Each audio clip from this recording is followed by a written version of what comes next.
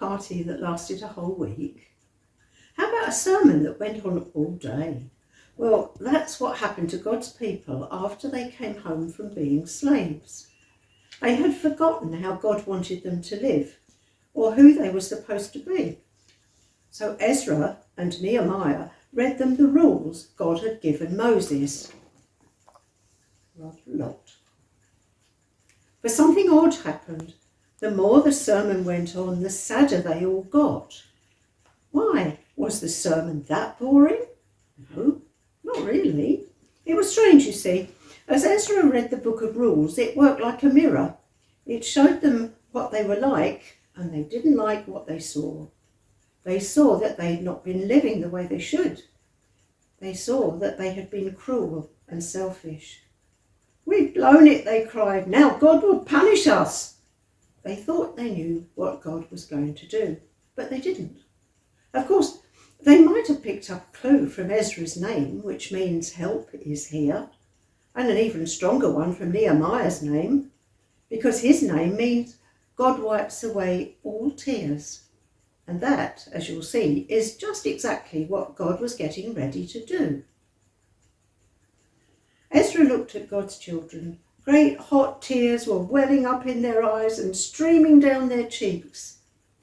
He stopped his sermon mid-sentence and shut the book. "We're having a party," he said. And so that's just what they did, all week long. God wants us to be happy, Ezra said. All day they listened to stories about the wonderful things God had done for his people, how he made the world, how he gave a special promise to Abraham, how he rescued them from slavery, how he spoke to Moses and showed them how to live, how he brought them to a special land, how he rescued them no matter what, time after time, over and over again, because of his never stopping, never giving up, unbreaking, always and forever love.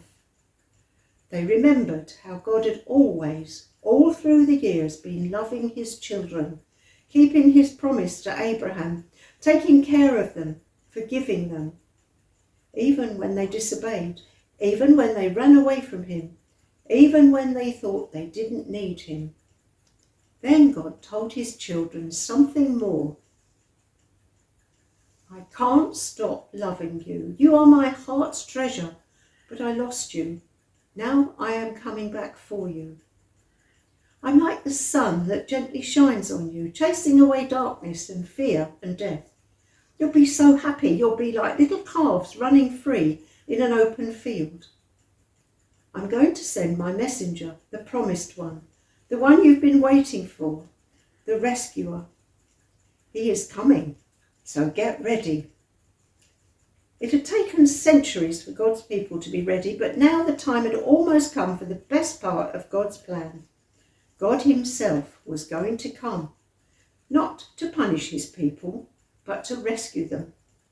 God was getting ready to wipe away every tear from every eye, and the true party was just about to begin.